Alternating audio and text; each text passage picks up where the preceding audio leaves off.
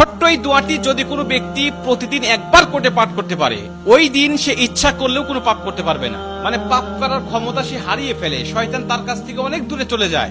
নবীজি বলছেন, যদি কোনো ব্যক্তি এই দোয়াটা মাত্র একবার পাঠ করে, যেদিন সে পাঠ করবে ওই দিন শয়তান চিৎকার করে কাঁদতে থাকে, চিৎকার করে আওয়াজ দিয়ে বলতে থাকে যে আজকে সারাদিন তুই আমার ওয়াসওয়াসা থেকে মুক্ত হয়ে গেলি, আমি ইচ্ছা করেও আজকে তোকে আর ধোঁকা দিতে পারবো না, তুই আজকে আর কোনো পথভ্রষ্টের কাজ করতে পারবি না, তুই সেটা আমার কাছ থেকে মুক্ত হয়ে গেলি। মানে এই দোয়াটার এতটাই পাওয়ার, এতটাই ক্ষমতা আল্লাহ পাক দিয়ে দিয়েছেন। অতএব আমরা এই দোয়াটা মুখস্থ রাখবো, ছোট্ট একটি দোয়া মুখস্থ করে প্রতিদিন আমরা তেলাওয়াত করব।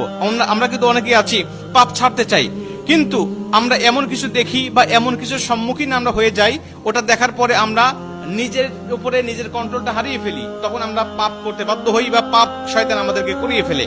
এজন্য যদি আমরা প্রতিদিন অন্তত ফজরের নামাজের পরে এই দোয়াটা যদি পাঠ করতে পারি, তাহলে আমরা কিন্তু শয়তান থেকে মুক্ত থাকবো।